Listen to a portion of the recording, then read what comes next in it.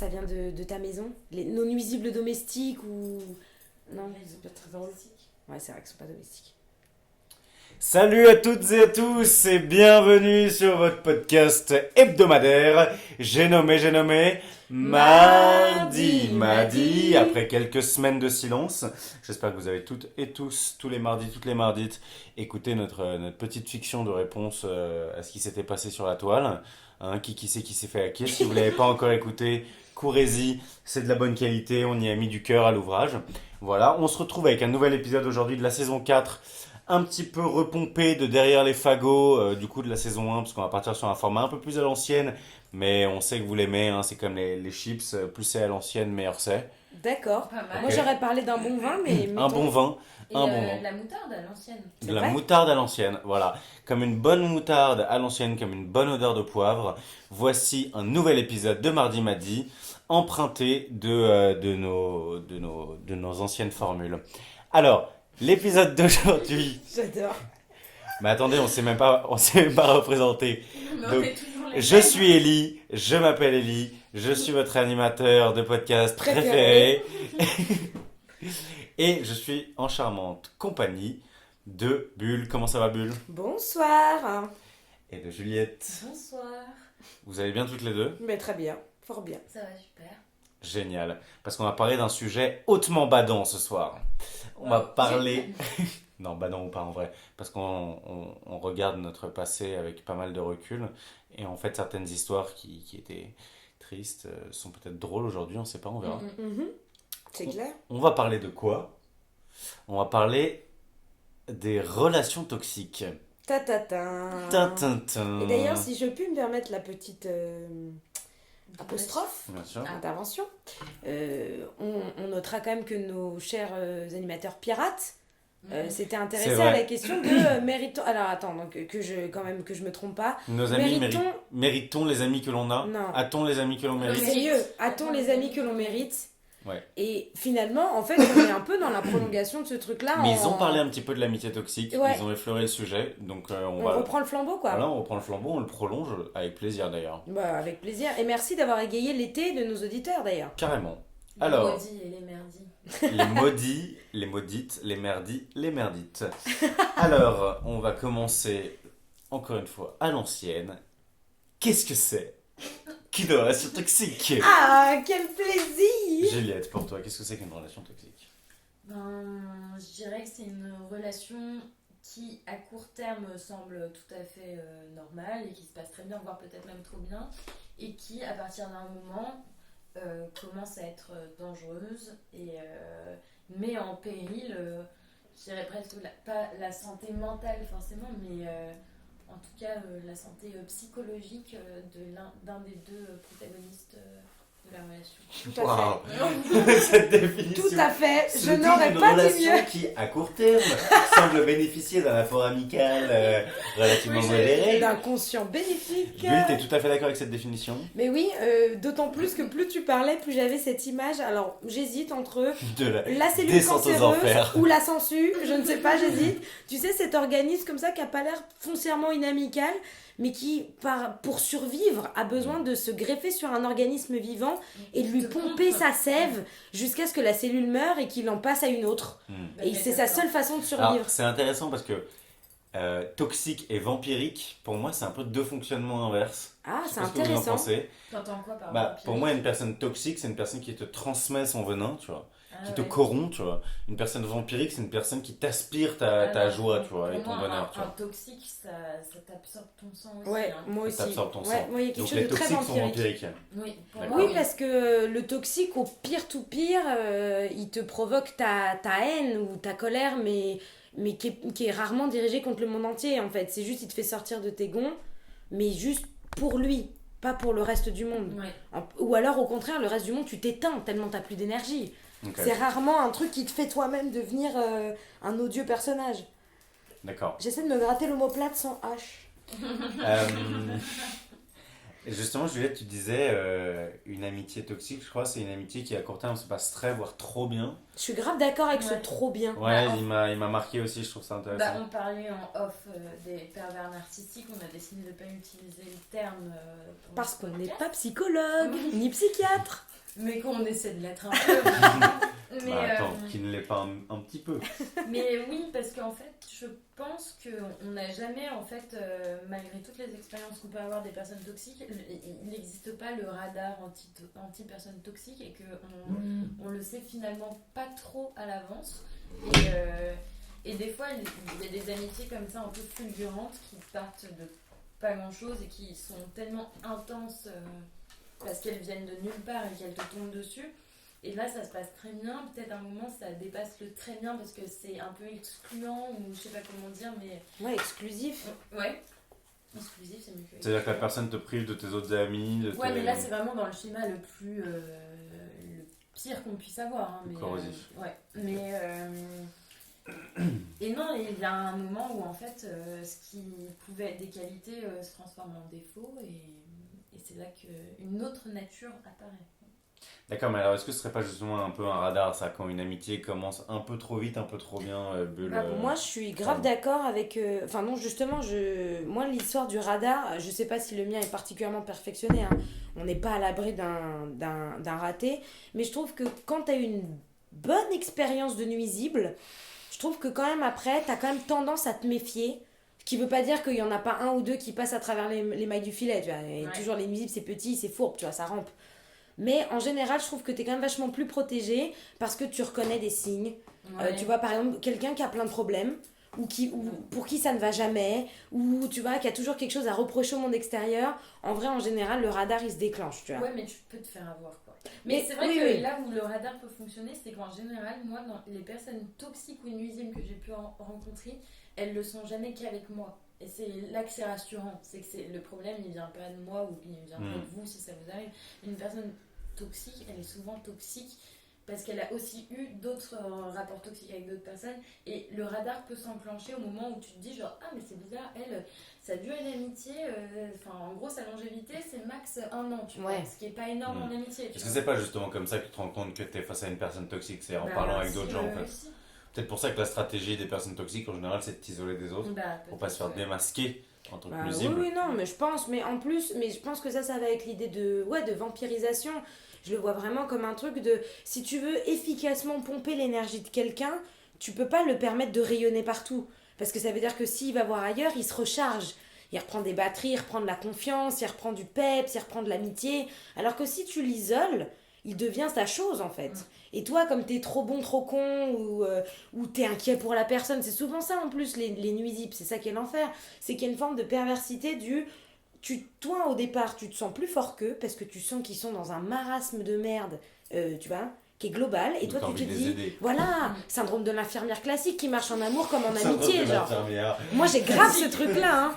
Moi je sais que c'est pour ça mon gros problème du toxique, c'est que j'ai grave ce truc, je me dis putain je suis bien entourée, j'ai des amis super, une famille aimante, je suis heureuse, épanouie, j'aime ce que je fais, et tu vois quelqu'un qui est mal, tu te dis putain je vais l'aider, et généralement c'est ce type là même qui va te... ou cette meuf, ça marche avec.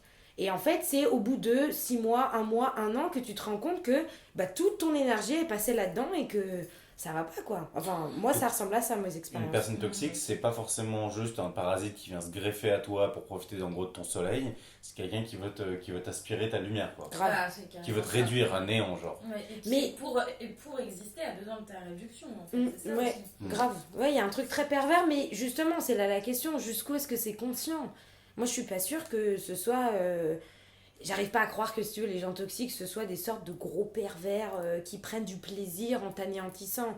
Je pense que c'est un mal-être qui est tellement profond que pour te sentir exister, il faut que tu montres que tu as du pouvoir sur l'autre.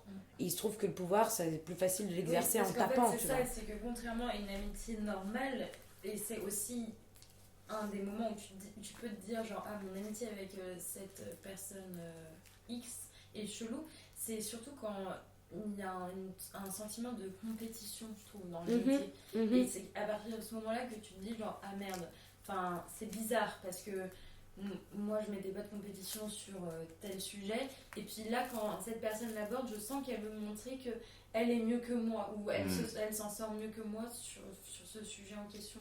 Et moi je trouve que c'est toujours très mauvais signe quand on sent que là commence à s'établir un rapport de force entre les deux personnes sur certains sujets. D'accord. T'es d'accord avec ça toi aussi, Bleu? Ouais, je suis complètement d'accord. Et je trouve qu'il y a aussi les trucs inverses. C'est non seulement je suis meilleure, mais il y a aussi bah en fait, t'es pas si bonne que ça, quoi. Moi, ça m'est souvent arrivé avec mon nuisible favori, d'avoir des conversations sur des trucs, soit sur lesquels il est un tout petit peu au courant, soit sur des trucs qui ne le concernent absolument pas, mais qui font partie de moi, ce qui me plaît. Alors, je prends un exemple au hasard, j'en ai pas en tête là, mais mettons que je sois fan de, je sais pas moi, le 19e siècle, Ok. et qu'il y connaisse rien. C'est un mauvais exemple parce que c'était pas le cas, mais mettons. Et bah plutôt que d'essayer de me faire comprendre qu'il est meilleur que moi, il va me faire comprendre qu'en fait, c'est pas, moi je suis pas si douée que ça, mais t'as lu des bouquins sur ça? Bah j'en ai lu que deux. Ah ouais, c'est pas beaucoup.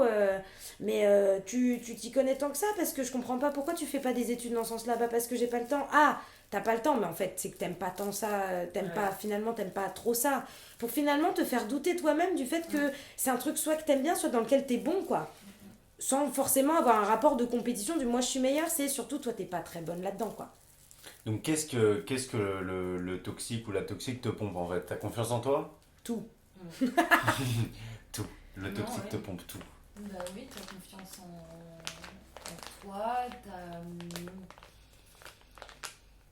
je sais pas. Ton énergie, beaucoup, je trouve. C'est Mais- quand même très Mais des fatigant. fois, plein Hein. de choses, tes amitiés avec d'autres personnes,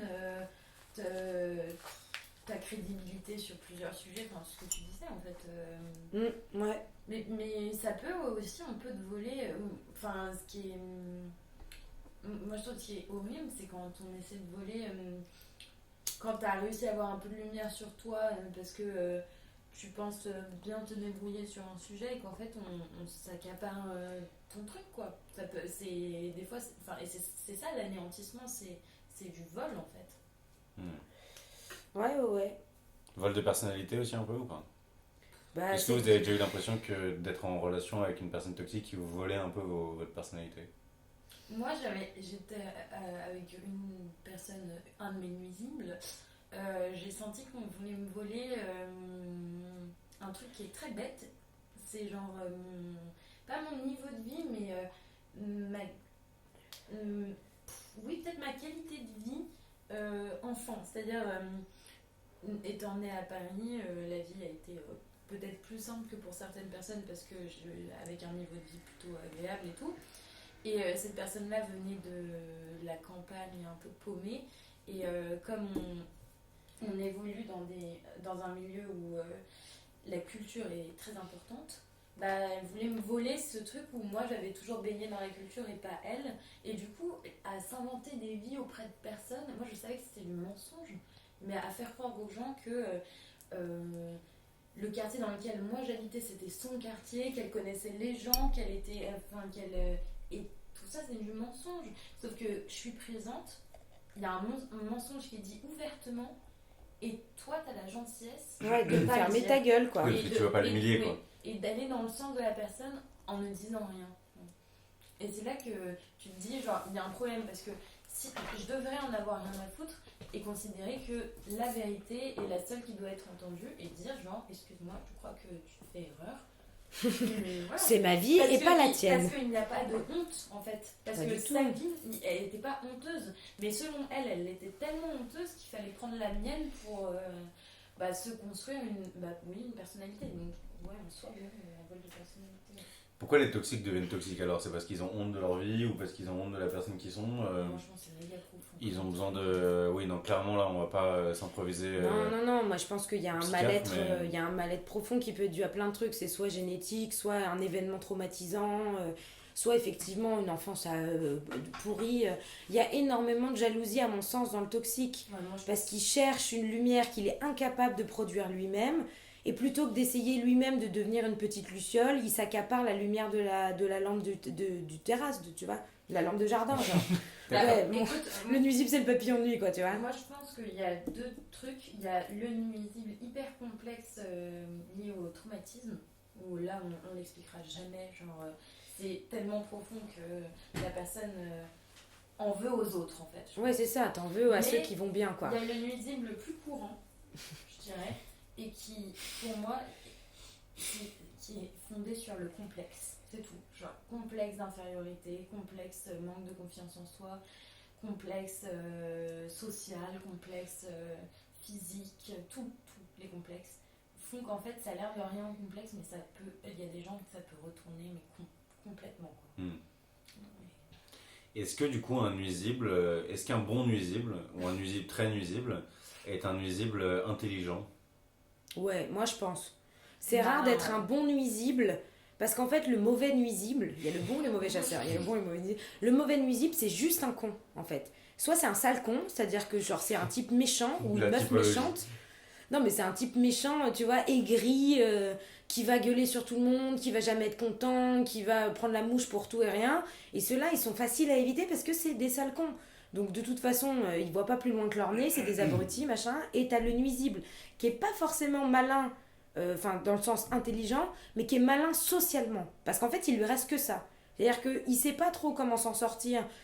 Bon, il y a évidemment, on a le niveau au-dessus, hein, le fameux pervers, le vrai pervers, ou la vraie perverse, qui lui est d'une intelligence retors. Ça, c'est encore autre chose, parce que ça, c'est un problème. L'intelligence du Effectivement, mal. genre, ouais, c'est de l'intelligence du mal. Mais je pense qu'un bon nuisible, c'est un type ou une meuf qui sait, qui socialement sait s'adapter. Et c'est pour ça que je pense qu'un bon nuisible serait un bon sociologue, parce que les nuisibles, ils ont compris comment s'organiser les relations sociales. Mais tout à fait. Ils ont compris, et c'est pour ça qu'ils incarnent des fausses personnalités, parce qu'ils connaissent les rouages des interactions des personnes entre elles. Et ils sont capables de capter en quelques minutes ce qui va te plaire, ce qui va te faire marrer et comment tu vas l'adopter. Et en fait, c'est des Et ça va caméléons, très vite, tu ouais, vois. grave. Maître Gims, caméléon, exact.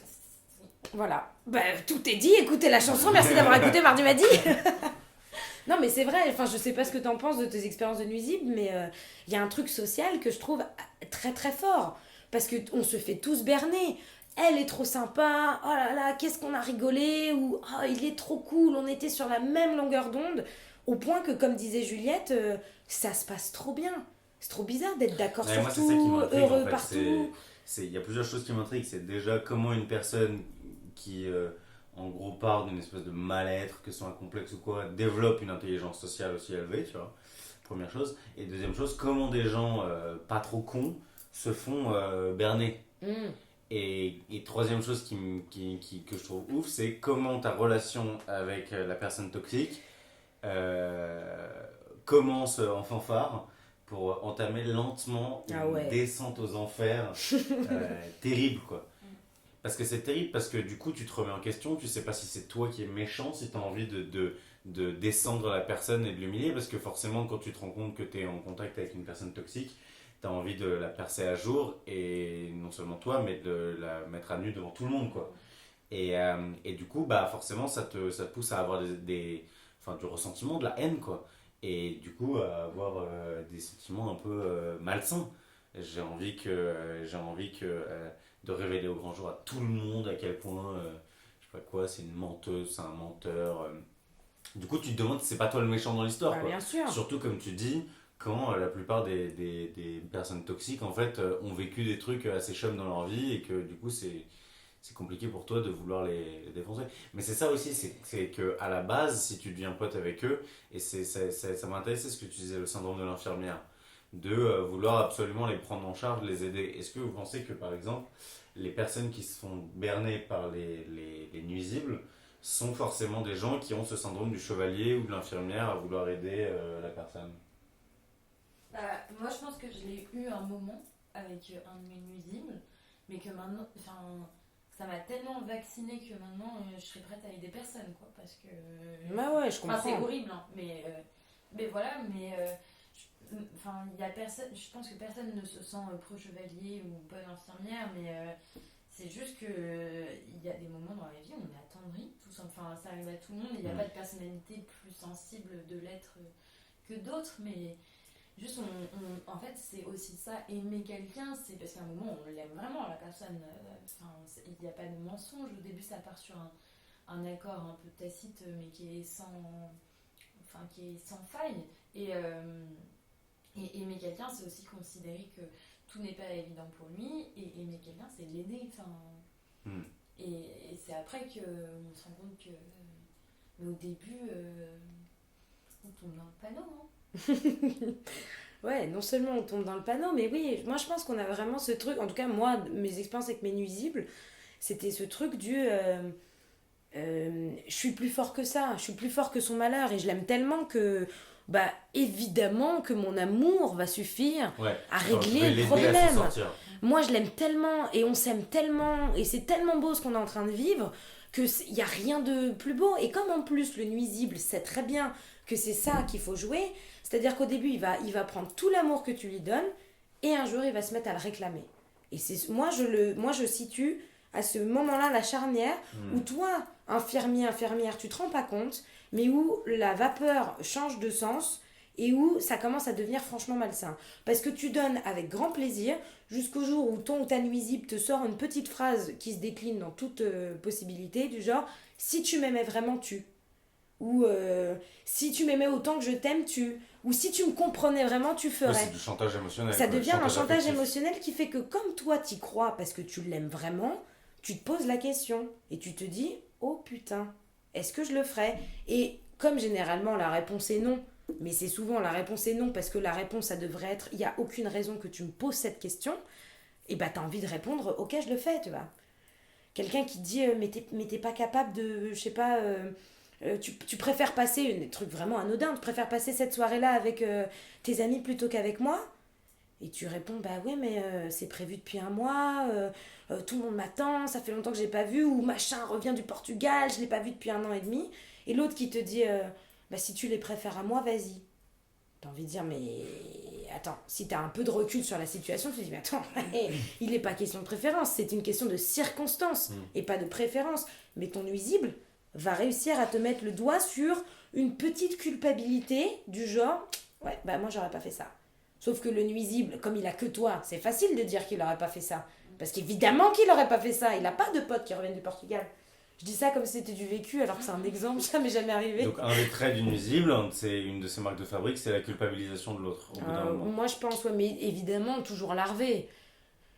C'est, enfin, on a quand même rarement mis, en tout cas moi ça m'est jamais arrivé de mettre à jour une culpabilisation, un chantage affectif officiel, tu vois, un truc genre là ce qui est en train de se passer c'est très grave. C'est a posteriori que tu dis oh là là les rouages. Ouais, c'est souvent a posteriori ça. Ouais. Qu'est-ce qui explique notre aveuglement? C'est juste qu'on est bien avec la personne et qu'on veut pas lui faire du mal et... Bah, Mais quand ouais. t'aimes bien une que, personne, en fait, le tu truc, ne c'est doutes que- pas de son comportement. Oui, mais sauf que qu'est-ce qui fait que genre après tu te dis putain mais j'étais débile quoi. Enfin, Bah, c'est-à-dire que genre il y a un moment donné où après tu te dis mais comment ça a pu me passer à côté parce que vraiment ça crevait les yeux, j'étais stupide de pas le voir. Ouais, l'amour rend aveugle, hein. D'accord, moi, donc c'est je- ça, je c'est l'ai- l'affection que tu portes à l'autre qui te rend aveugle et prêt à tous les sacrifices. Mais et- je pense parce qu'il y a une, tu sais, il y a une sorte de mythe de l'amour ou de l'amitié où on est prêt à tout pour l'autre. Enfin, le nombre de séries et de films qui te montrent un groupe de potes qui sont prêts à mourir les uns pour les autres pour rien. Enfin, tu sais, pour des trucs, ouais, une guerre de gang, c'est faux, je me sacrifie, qui n'a absolument rien à voir avec la réalité parce que ça ne t'arrive jamais. Que le jour T'arrives pas à la guerre de gang toi? où... Non, Non. je suis pas fan de guerre de gang. Pas encore en tout cas. J'ai pas été initiée. Ok. Mais ce genre de situation, dans la réalité, ça n'arrive pas. Je veux dire, on n'a pas créé une amitié en temps de guerre dans une tranchée. Donc il n'est pas question que je me jette sous les balles à ta place. Ce qui fait que le jour où ton nuisible te présente cette situation, alors qu'il s'agit d'une soirée télé ou d'une soirée pizza, d'un seul coup, tes repères s'écroulent. Parce que tu dis, je vais quand même pas rentrer dans ce jeu-là qui est ridicule. Et en même temps, ton esprit épique et héroïque de l'amour et de l'amitié ne peut pas s'empêcher de se mettre en branle et de se dire genre ouais mais quand même il me réclame un amour pur et intense, je suis capable de le lui donner, tu vois. Je suis capable de l'accueillir, de l'aimer tel qu'il est, de machin, ouais, n'importe quoi quoi. C'est comme ça que tu le vis toi aussi Juliette ou d'une autre manière? Oui, non, si, c'est comme ça. Je suis d'accord avec tout ce que dit Bulle depuis le début. Ah merci Juliette, ça fait plaisir. Vous me facilitez pas la tâche, bande de perverse. D'accord. Toi ça t'évoque quelque chose Ellie ou... Mais écoute, moi c'est un peu particulier parce que j'ai été confronté donc à deux situations, je pense dans ma vie, je pense plus de petites choses, mais deux grosses situations de personnes un peu toxiques. Mais je pense que... Parle-nous de tes nuisibles. Mais non, mais je pense que je les ai pas vécues de manière si toxique en D'accord. réalité. C'est-à-dire que genre c'était toxique en réalité, mais j'ai pas senti le chantage affectif tant que ça. Tu t'es jamais senti pris au piège d'une relation sans comprendre d'où c'était parti? Non. D'accord, ok. Non, moi j'ai eu... bon, vous allez me raconter les vôtres, hein, si je vous montre les miennes, mes blessures, vous me montrez les vôtres. Donc C'est quoi, c'est Sheriff Alena? Non, pas du tout. Nanina de mes faiblesses. Nanina de demi-mot. J'ai tellement peur que mes tu blessures. me blesses. Ouais. Je sais Ah, pas. tu Je connais me pas. laisse. C'est pas du tout Sheriff Alena, je m'excuse. Non, y a pas de problème. Pardon, je t'ai coupé. Non, mais j'étais en train de confesser un truc vraiment qui me. Du coup, mais c'est marrant parce que moi je l'avais pas du tout vécu comme un truc toxique, mais c'est vrai qu'il y avait quand même un chantage affectif assez pervers.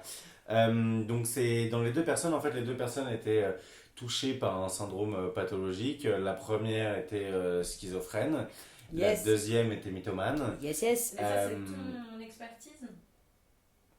Bah, sur la première, non, c'est objectif, hein, Ok. c'est un fait. Bah, la deuxième aussi, hein. Et sur la deuxième, écoute, ça n'a jamais été prouvé scientifiquement, mais bon. Oui, un peu, elle a quand même fait de l'hôpital pour ouais, se faire c'est vrai. diagnostiquer ça, donc C'est oui, vrai, si. ouais, on peut le dire, Si. on peut le dire. Objectivement, c'est ça. On peut le dire. Dans les deux cas, c'était pas de l'amitié, c'était de l'amour. Et donc la première, c'était pas pendant. Donc c'est la toute. Enfin, c'était pas la première fille avec qui je suis sorti. C'est la première fille avec qui j'ai couché. Et qui était ma première, on va dire, vraie relation. Ça a T'étais duré- amoureux. C'est pas facile à dire a posteriori, je pense que non. En vrai. Ouais, d'accord. Tu vois, c'est en troisième. Ça a duré, je pense, 6-7 mois, quelque chose comme ça. Je pense pas que j'étais amoureux, au fond. Et donc, c'est une fille avec qui je m'entendais bien, ça se passait plutôt bien, mais encore une fois, j'ai pas de souvenir de moments très forts, très intimes, passés l'un avec l'autre. Juste, ça se passait bien. Et on couchait ensemble, et voilà, c'était cool. Et donc, dans ma grande bonté et générosité, je l'ai largué pour sa pire ennemie ou sa meilleure amie, je m'en souviens plus. Lequel est le pire? C'est un autre Peut-être. débat. Peut-être pour sa pire ennemie, je sais plus. C'était terrible de ma part. Mais avec un enchaînement en plus, avec un délai assez court Yes. entre les deux. Et il se trouve que donc cette fille, qui j'ai appris plus tard était schizophrène, m'a fait un vrai chantage en me faisant croire qu'elle était enceinte.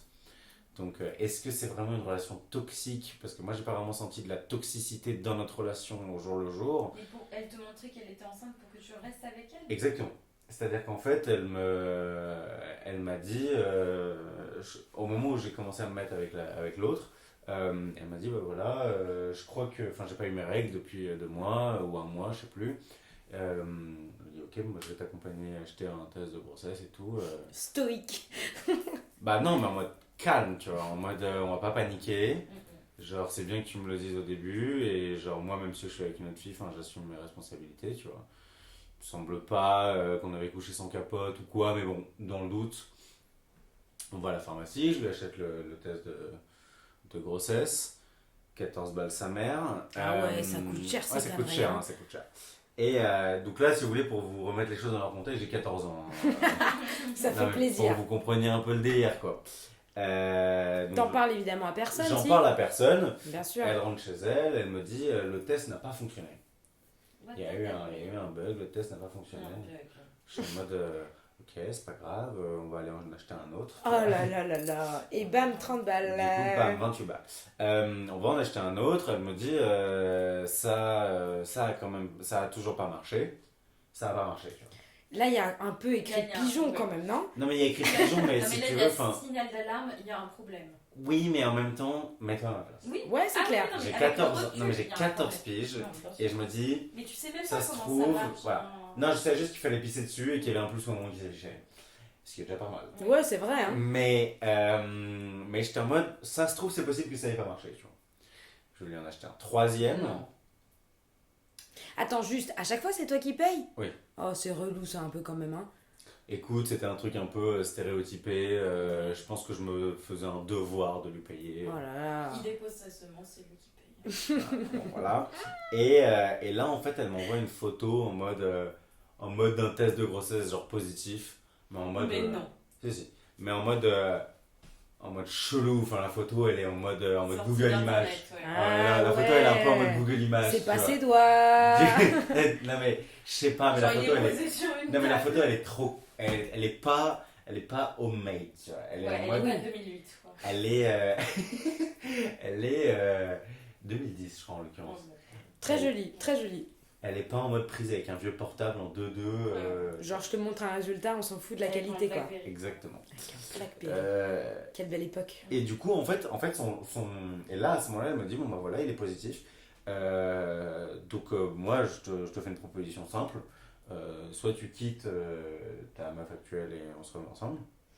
Et genre, j'avorte. Soit je garde le bébé, quoi. Voyaya. Comment t'as du mal Donc dormir, là, mais- voilà, on n'est pas sur un truc toxique, genre long terme, souterrain, tu vois. Là, on est sur un truc Coup du lapin. totalement pervers, Un peu soudain. genre soudain, ultra explicite, genre... Coup du lapin, quoi. Coup du lapin. Mais avant, il n'y avait aucun signe de nuisibilité? De nuisance? Non, il n'y avait aucun signe de nuisance, a priori, non. Non, la meuf était cool. Ouais, enfin, avec ce genre d'exemple, on se rend bien compte quand même qu'il y a quelque chose qui est pas très très net. C'est pas juste j'ai le seum qui m'est quitté pour ma pire. Non, mais ça, c'est sûr qu'elle ma était pas pire nette, mais amie. sauf que je l'avais pas senti avant. Ah, d'accord. C'est-à-dire que la meuf n'était ni genre extraordinairement sympa, trop cool, je passe des moments incroyables, et où genre j'étais tombé totalement amoureux d'elle ou quoi. Enfin, juste on vivait une relation chill, où genre on devait pas se connaître ultra bien en réalité. Et là, tout d'un coup, elle me sort un truc comme ça alors que je l'avais pas vu venir, quoi. Ouais. Et ce qui s'est passé ensuite, c'est que donc j'ai cramé que genre c'était fake son bail, enfin tu vois, genre ça puait la merde. T'en as pas parlé à tes parents? Non, j'ai fait un truc pas très cool.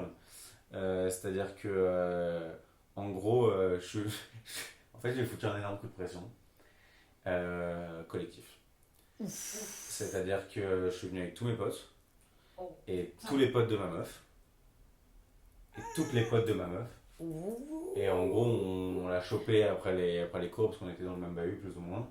Et on l'a emmené, et en gros, je lui ai dit, bon bah voilà, maintenant il va falloir que tu me dises la vérité, genre, dis la vérité, tu vois. Et t'es en Devant tout le monde? voilà. Et, Putain. et les gens étaient un peu en mode, genre, ouais, dis la vérité et tout, tu mens, je sais pas quoi. Dis la vérité. Non, mais c'était un peu ça, Dis. c'était un peu vénère. Et du coup, au début, elle était en mode, non, mais c'est la vérité, je sais pas quoi. Et bon, au final, voilà, elle a avoué, tu vois.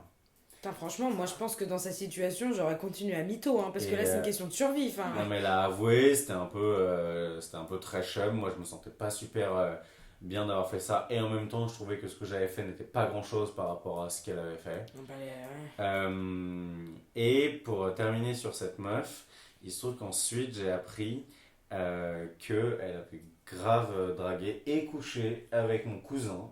Excellent. Ce qui est pas très sain Non. comme manière d'essayer de revivre à travers le cousin l'amant perdu, quoi. Le copain perdu. Voilà, c'était... Non, mais attends, moi je trouve que c'est une très belle expérience de nuisible. Hein. C'est une expérience de nuisible, c'est Mais une c'est expérience pas de une expérience à perverse, long c'est terme. pas une expérience toxique.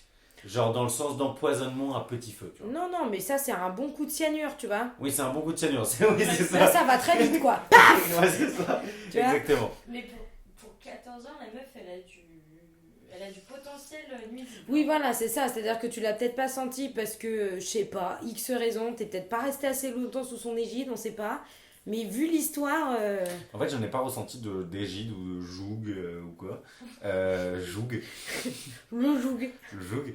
Et ensuite, j'ai appris donc par mon cousin qui, du coup, en réalité, a fini par coucher pendant une période plus longue que la période pendant laquelle j'étais sorti avec elle, que la meuf, en gros, son père ou sa mère, je sais pas quoi, était schizophrène, que c'était une maladie héréditaire, qu'elle en était très probablement victime elle aussi, Ouais. et qu'elle lui avait fait des coups très très chelous dans la même veine. Et du coup, je lui ai dit, mec, fuis. Ouais, c'est ça. Fuis, sinon elle va venir, elle va te poignarder. Et alors ça, c'est très intéressant. Je rebondis sur le mec fuit parce que moi, de mes expériences de nuisibles, j'ai eu soit peu l'occasion de mettre en garde d'autres gens, soit lorsqu'il m'est arrivé de mettre en garde d'autres gens, c'était déjà trop tard. Et ça, je trouve que c'est aussi un point commun des nuisibles, qui sont, comme le disait Juliette, des caméléons, qui sont non seulement capables de disparaître en un quart de seconde quand ils sentent que le vent tourne, J'avoue. Ouais. mais qui sont aussi très bien capables de se réadapter suffisamment pour que même tes propres proches Ouais. ne se rendent pas compte de la supercherie. Au pire, tout pire, ils te disent « je t'entends, mais moi, c'est pas pareil Mm. ». Sans te dire, j'ai ça à l'appui, plus machin, plus truc, ça ne les intéresse pas. Eux, ils ont leur vision. C'est-à-dire quand une Et ça personne se marche, met à quoi. duper un collectif de personnes qui sont potes entre elles et qui juste genre n'arrivent pas à échanger correctement les informations pour recouper les trucs problématiques, c'est quand même ouf, tu vois. Ouais. Mais oui, c'est que là, c'est pour ça que l'intelligence sociale, pour moi, c'est la force des nuisibles.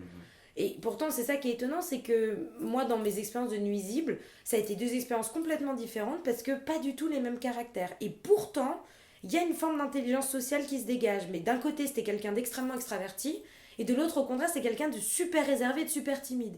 Ce qui fait qu'en fait, dans les deux cas, on n'arrive pas à croire que c'est quelqu'un de pervers. Parce que quelqu'un de timide et de réservé, on va se dire que c'est quelqu'un de fragile. C'est l'exemple qu'on a, enfin, l'image qu'on a de la personne timide. Ça peut pas être quelqu'un de dangereux, puisque lui-même, il est incapable de lier des liens sociaux, normaux, etc. Et à l'inverse, quelqu'un d'extraverti, on se dit c'est pas possible qu'il ait tant de connaissances et que personne ne se rende compte que c'est un abruti, tu vois. Alors raconte-nous ton expérience de personne timide. Mon expérience timide, mais c'est alors là pour le coup c'est un empoisonnement à petit feu, c'est mon nuisible préféré. Attention, je le porte dans mon cœur quand même. Hein. Mon C'est nuisible préféré. mon nuisible c'est préféré. horrible. Mon nuisible préféré. Mon voisin Totoro, mon nuisible favori, quoi. C'est vraiment Non mais un studio Ghibli. allons vite parce que c'est pas voilà, moi j'avais 16 ans et voilà, syndrome de l'infirmière typique, quelqu'un qui a vécu quelque chose de difficile dans sa vie, toi qui es très à l'aise dans tes baskets, tu dis banco, ça va fonctionner. Les 4 premiers mois, c'est merveilleux, j'étais très amoureuse de ce mec-là, c'est merveilleux, le nuisible est adorable, le nuisible est attentionné, le Et à ce nuisible moment-là, est formidable. Il n'est pas nuisible encore. Et à ce moment-là, il n'est pas encore nuisible. Et puis, subrepticement, il te rajoute des petites charges mentales bizarres. Ta pote, elle est pas très sympa. Tes parents, ils sont un peu gênants. T'as une manière de te mouvoir dans le monde social qui me gêne. Je t'assume plus. Tes potes, c'est chiant. Bref, ce qui fait que du coup, tu remets en cause en fait l'intégralité de ton univers que tu connais. Et t'as l'impression que ton seul repère, c'est ton nuisible qui est là au milieu, qui se tient comme un roc, qui lui n'a pas vrillé d'une paupière depuis que tu le connais, qui a des concepts, des principes sur lesquels il est accroché. Toi, tu vogues comme ça, comme une sorte de petit drapeau au vent, genre je vais à gauche, je vais à droite. Tu vois, donc tu te dis putain, mais c'est lui qui a raison. Putain, il est ancré dans le sol, lui, il a des valeurs, lui, il a quelque chose à défendre. Moi, je ne sais rien faire et les vagues trucs sur lesquels tu te raccroches, il te met des petits coups de pied dedans, genre ouais, non, ça t'y connais rien, oh, ça tu sais pas le faire, oh, ça tu t'es trompé. Ce qui fait que du coup, bah voilà, ton roc c'est ton nuisible. Et donc, plus tu t'accroches à ton roc, plus ton roc devient rocailleux. Je vais arrêter avec mes métaphores marines, Elle a mais. une manière de parler qui est tellement épique. C'est-à-dire que la meuf est trop forte, quoi. Ton nuisible et ton roc est nuisible. T'as la rocaille dans l'océan, toi le drapeau factice, accroché au mât de bateau. De bateau. Bon, bref, voilà, et finalement, le nuisible, moi je sais que le nuisible, je me suis laissé faire longtemps, parce que moi j'ai quand même eu droit à plusieurs chantages effectifs sur lesquels j'ai largement craqué. Hein. J'y suis allée, mais la tête la première. C'est ma faute, c'est moi, machin, machin. L'intégralité de mon entourage m'a prévenu en me disant dis donc, mon ami, tu serais pas avec un nuisible, ce à quoi j'ai dit non, vous ne le connaissez pas. Voilà, classique technique du nuisible qui en plus te dit qu'après, ton entourage est lui-même nuisible puisqu'il critique ton amour à toi qui est pur. Tu vois. Vous retenez bien hein, les mardis, si vous vous demandez si vous êtes face à un nuisible, rappelez-vous bien, vous n'avez jamais tort, d'accord? Ne vous remettez jamais en question, jamais, vous êtes absolument irréprochable, il ne faut jamais avouer ses faiblesses. Waouh, ça donne pas envie. Ok, c'est compris. Et alors attendez, moi je réfléchis, quand est-ce que j'ai réalisé que c'était un nuisible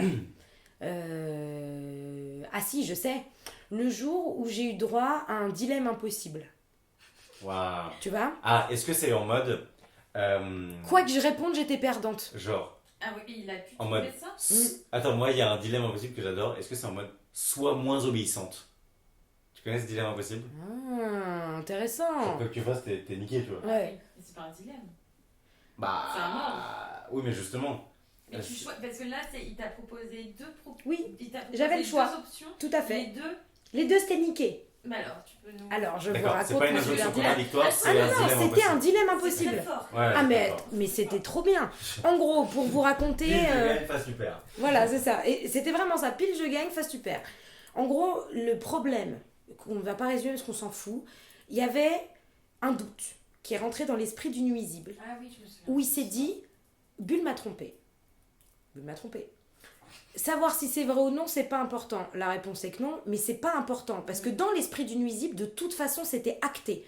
Donc, c'était ça où le dilemme devenait impossible, c'est que de toute façon, Tu l'avais trompé. voilà, je l'avais trompé et il y croyait dur comme fer. J'avais beau faire tout ce que j'avais pu. Déjà, alors, mes chers mardis, mes chers mardites, le jour où vous jurez à quelqu'un dans les yeux que c'est pas vrai et que c'est pas vrai, et qu'il est incapable de vous croire, c'est que c'est pas quelqu'un de bien, que ce soit un ami, un amour, c'est pareil. S'il est pas capable, vous, de vous croire alors que vous vous aimez, c'est qu'il faut fuir. Parce que ça veut dire qu'il en vaut pas la peine. Parenthèse fermée, j'avais donc eu le droit au merveilleux dilemme de soit tu m'avoues que tu m'as trompé et on reste ensemble, Non, c'est vrai. Ouais, j'ai compris. soit tu n'avoues pas, enfin tu continues à nier que tu ne m'as pas trompé et je te quitte. Donc, soit j'avouais que ça faisait 8 mois que je mentais comme une arracheuse de dents, que je l'avais trompé, mais machallah pour moi, j'avais le droit de rester avec lui, tout en sachant que du coup j'étais quand même une menteuse. Soit je continuais à m'accrocher à ma version de la vérité, dans ce cas-là je finissais seule. Et là j'ai tilté, mais j'ai mis du temps, hein. Là j'ai tilté en me disant, mais waouh, c'est tellement pervers comme question.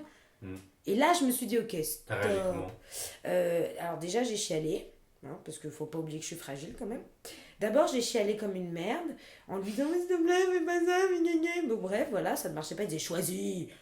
Ouais, je me souviens plus c'est ce ton-là, hein, mais moi je le vois comme ça, genre, choisis là. Ou genre, t'as 3 minutes, tu vois. Genre, il m'a parlé d'une voix qui semblait résonner dans ma tête. Choisis. Donc j'ai fini par répondre, eh ben quitte-moi, puisque je ne dis pas, je ne mens pas. Donc là, s'en est suivi un silence. Parce qu'à l'époque, oui, on était au téléphone, pardon, j'ai oublié de préciser. On n'était pas face à face, c'est encore pire. Il m'avait dit, je te laisse 3 minutes, il m'a rappelé 3 minutes après. Non. Si, j'avais eu un temps de réflexion. Donc là, il a raccroché.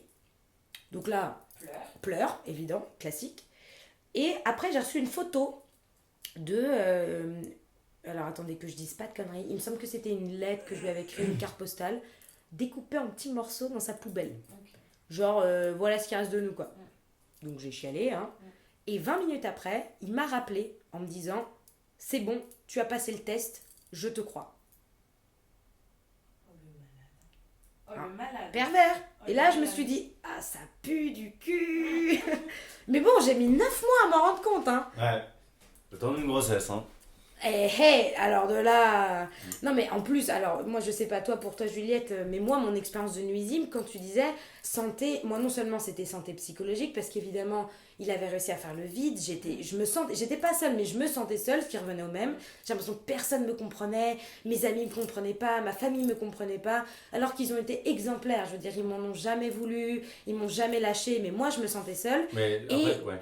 et dans ma santé physique, j'ai perdu du poids, j'avais une mine affreuse, je dormais plus, je mangeais plus, enfin c'était l'enfer.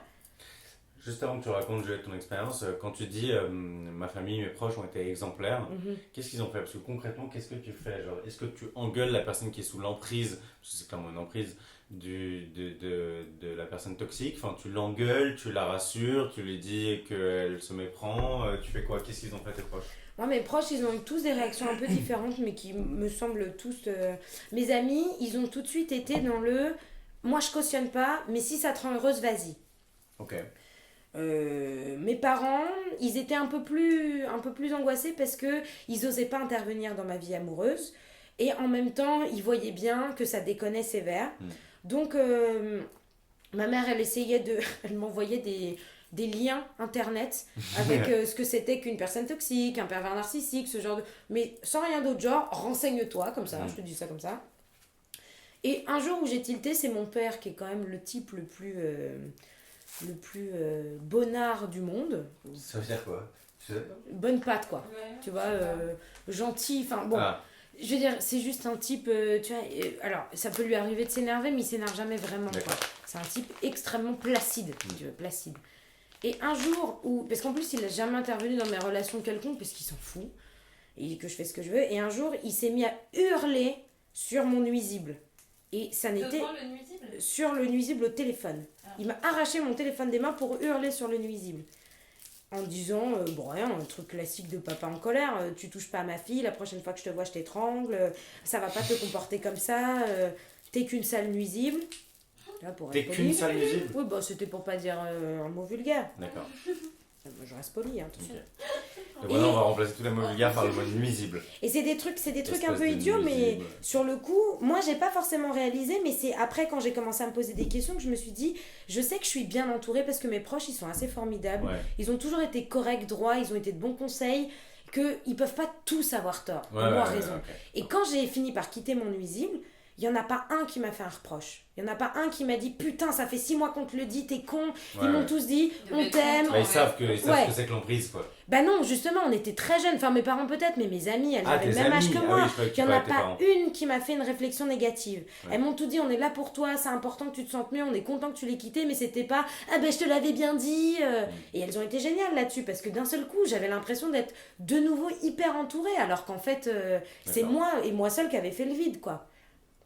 Bref, voilà.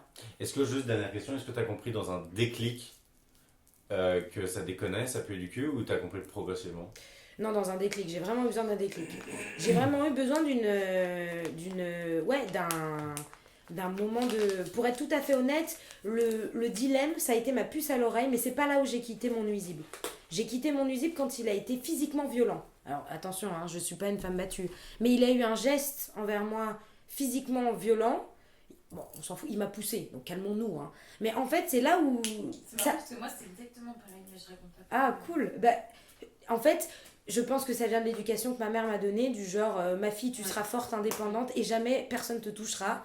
Et comme ça ne m'était jamais arrivé, le jour où même si tu vois, j'ai pas pris une claque, j'ai pas eu une bosse, j'ai pas eu un bleu, j'ai même pas eu une trace physique, mais juste, j'ai eu un mouvement de violence, parce que moi, je me suis jamais pris la moindre claque ni la moindre fessée, où d'un seul coup, mon cerveau, il a fait tilt, et j'ai l'impression qu'on m'enlevait des œillères. Ouais. Genre, dans quelques minutes, je deviens potentiellement une femme battue. Et ça, c'est pas possible. Et là, j'ai dit, ok, stop, c'est fini. Et là, je me suis enfuie, littéralement. Je me suis enfuie. Genre, ouais, il faut que je quitte cet endroit, vite, vite, vite. Et je suis partie, et fin de l'histoire. Mais j'ai mis du temps, hein. Wow. Déclic. Juliette. Ok. Wow. Oh putain. Puissant. Bah moi, autre type de nuisible, parce que c'est pas une relation amoureuse comme vous deux, mais pareil, j'ai 16 ou 17 ans. Et, C'est la période la plus... tu C'est Bah, fou, bon, hein. c'est Mais nuisible. oui, je pense que t'as aucune expérience là-dedans. Donc, Les nuisibles adorent les climats tempérés et les créatures entre 16 et 17 ans. Ouais, c'est vraiment, clair. Et pareil, personne avec évidemment un background un peu complexe, pas de père, mère alcoolique, pas d'argent, appartement délabré parce que mère trop alcoolique et du coup qui s'occupe plus du tout du bien-être de ces deux filles. Et donc moi j'étais amie avec l'aînée qui était dans le même collège et le même lycée que moi, et là ça se passe en première ou en terminale, première ou terminale, je sais plus. Et du jour au lendemain, la mère est hospitalisée et on ne sait pas pour combien de temps. Et du coup, elle se retrouve un peu toute seule à gérer sa petite sœur. Et moi, syndrome de l'infirmière classique. bienvenue dans la team. Trop bonne, trop conne. Il y a de la place dans ma chambre. Donc, elle vient. Et ça devait durer un temps indéterminé, mais pensé comme court. J'habitais chez mes parents. Pensez comme genre délimité, quoi. Oui, voilà, mais pas. Enfin, je veux dire, c'est pas pour la vie, quoi. Ouais. Et en fait. C'est une soirée pyjama à rallonge, quoi. Ouais, voilà, c'est genre je te dépanne une semaine, mais on se le dit pas, tu vois. On se dit pas, parce qu'en même temps, on ne sait pas quand est-ce que sa mère elle va sortir de l'hôpital et tout. Et la mère. Juste à ce moment-là, c'est ta pote déjà ou pas? Oui, c'est ma pote, mais c'est pas ma meilleure pote. Ok. C'est une pote que je connais du coup depuis longtemps, mais sans que elle et moi on soit toutes les deux très potes. Tu Ok. vois. On est dans le même groupe, mais voilà. Et en fait, elle se plaît bien. Moi, ça me plaît d'avoir quelqu'un dans ma chambre. J'ai l'impression d'avoir. Et tes parents acceptent tout de suite. Mes parents, ils acceptent. Ils la connaissaient déjà, cette personne? De vue, mais pas Ouais. trop. Mais je lui présente le truc en disant pour dépanner, quoi. Enfin, et elle vient avec sa petite soeur. Et sa petite soeur, finalement, elle reste juste une semaine. Et moi, mon nuisible s'éternise un peu. Et en fait, moi, je trouve ça très cool. Et alors, quand je rentre chez moi, on va ensemble au lycée. On n'est pas dans la même classe, donc on n'a pas exactement les mêmes horaires, mais on a le même. Enfin, fait le même trajet en bus, on dort dans la même chambre, on a les mêmes potes, on va aux mêmes fêtes, voilà. On est tout le temps ensemble. On a, c'est con, mais on s'était trouvé un truc drôle, c'est qu'on a un jour d'écart de naissance, donc on a l'impression d'être genre comme des sœurs ou un truc un peu naze comme ça. Et je sais que avec ma sœur c'était compliqué parce qu'en fait il y a eu énormément de jalousie parce que c'est quelqu'un qui rentre dans ta vie comme ça et qui te vole la place d'une sœur en fait. Et moi je partage tout, je partage mon lit, j'avais une place à l'époque donc on trouve un matelas pour mettre un matelas pour elle. Je partage mes cigarettes parce qu'elle a pas d'argent, elle a pas de cigarettes. Tu vois, c'est des trucs cons, mais comme tu disais, genre ça coûte 14 €, mais t'as 14 ans. Donc moi, partager mes cigarettes quand t'as 16 ans, c'est cher. Enfin, même aujourd'hui, c'est cher. Oui, hein. maintenant c'est encore plus cher, mais quand ton argent, c'est ton argent de poche, t'as rien, quoi.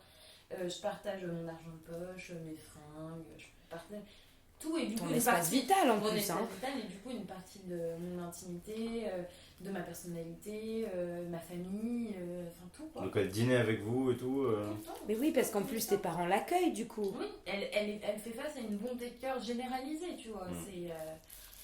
Et ça se passe bien, on prévient le lycée, voilà. Et l'histoire, ça a dû durer 6 mois comme ça, peut-être un peu plus. Ah ouais.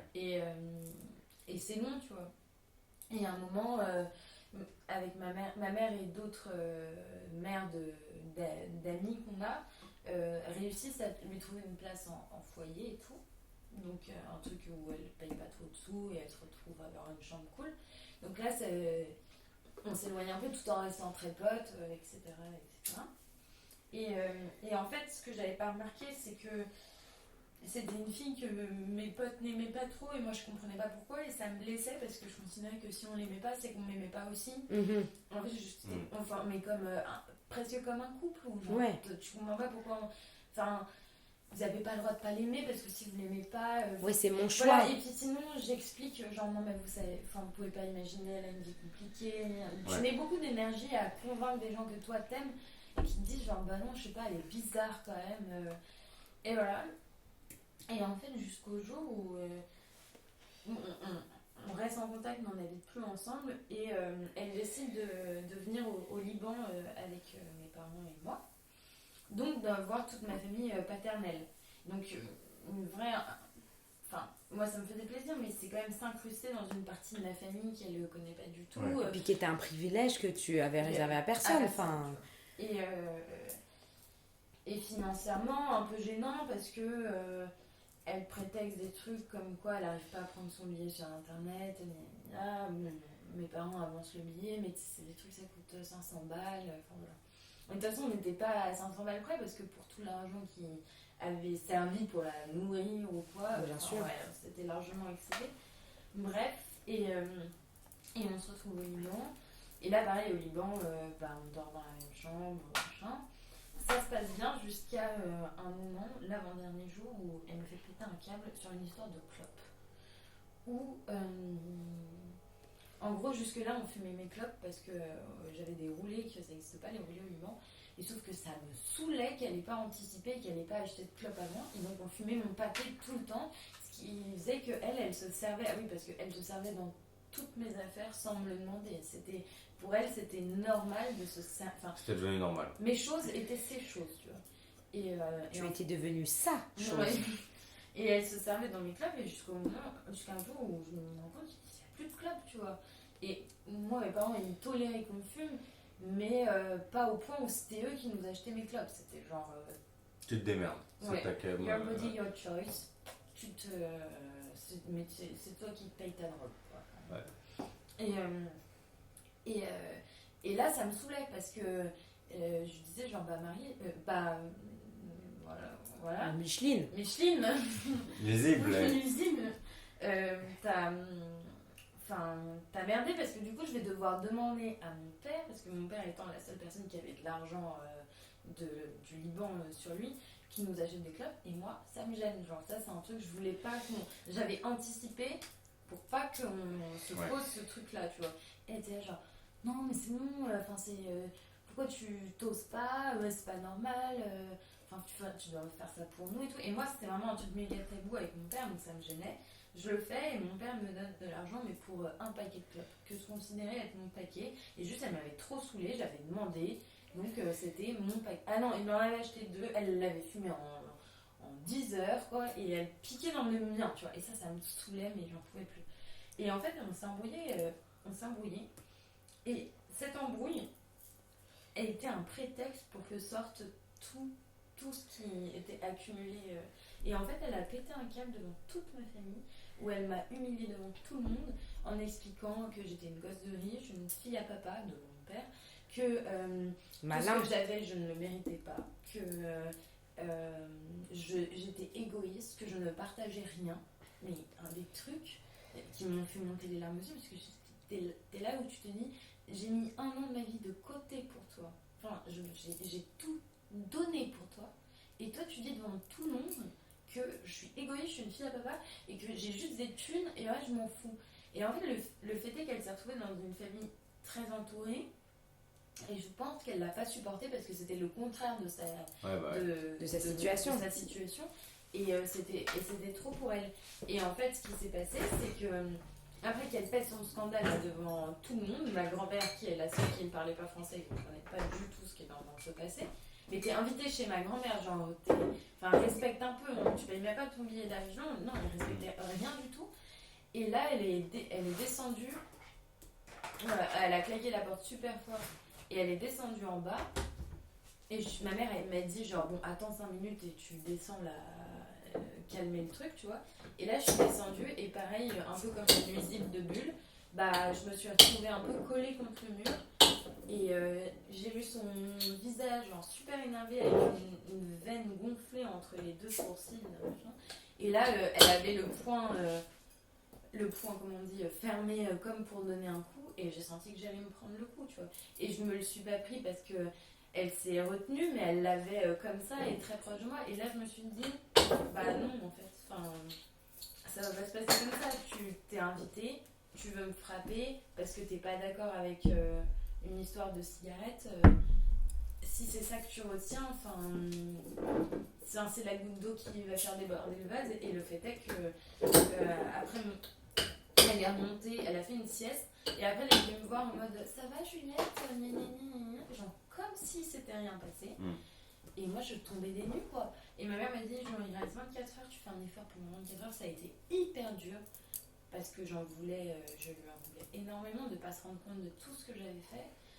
Et on a pris l'avion ensemble, elle s'est battue pour avoir une place à côté de moi, un truc incompréhensible. Et on s'est séparés à l'aéroport où elle a pris le RER, j'ai pris un taxi avec mes parents. Son copain était venu la chercher. Et dans le taxi, je me suis dit, genre. Elle avait un copain ? Ouais. Et là, je me suis dit, genre, c'est fini. Ouais, c'est plus jamais, quoi. Je profite de cette séparation pour tout finir. Et tes parents, ils t'ont dit un mot à ce moment-là ? Non, ils n'ont rien dit. Et vous en avez reparlé ? Ouais, mais longtemps après. Ouais. Et là, elle m'a laissé pendant des mois et des mois. Elle m'appelait tous les jours. Elle me laissait, je répondais jamais. Elle me laissait des messages vocaux où elle pleurait. Elle disait, je comprends pas. Du jour au lendemain, tu m'ignores. Je me demande pas ce que tu m'as fait. Enfin, je t'ai rien fait. Mais un truc où complètement à côté de la plaque, quoi. Tu penses qu'elle a jamais réalisé ou qu'elle faisait semblant ? Tu pètes un scandale devant tout le monde chez moi. Les mots, c'est des mots. Tu dis que j'ai rien partagé alors que j'ai tout partagé pendant 1 an. Je pense que elle était intelligente, cette fille. Hein. Elle savait ce qu'elle disait quand elle disait ça. Et bah non, c'est juste elle le regrettait. Mais en fait, moi, c'était déjà trop tard. Déjà, j'aurais pu le pardonner ce qu'elle disait.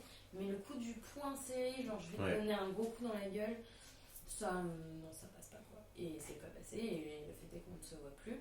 Et que j'ai appris après qu'elle a eu un enfant. Et qu'elle a reproduit un schéma familial qui a fait qu'elle a beaucoup souffert. Mais bon, voilà, les gens reproduisent des fois leur malheur aussi, mais bon. Mais non, du jour au lendemain, fini. Et mes parents, et bah comme toi, ils m'ont jamais dit je l'ai senti, ou ils m'ont jamais dit t'as bien. Enfin, ils étaient contents que ce soit fini. Ouais. Mais ils m'ont jamais dit t'as fait le mauvais choix, ou. Par contre, le billet d'avion a été offert, on n'a jamais eu merci. Enfin, Ouais. comme, tout. En fait, on n'a jamais eu de merci. Mais ça, c'est fou, ça. Tu lui as jamais reparlé depuis? Tu l'as jamais Je l'ai recroisé? vu une fois, mais c'était hyper hypocrite et j'avais rien à dire. J'ai parlé par politesse parce qu'on était à la même fête et voilà. Mais je veux plus. Je veux plus me mêler. Enfin, c'est plus mes histoires. Quoi.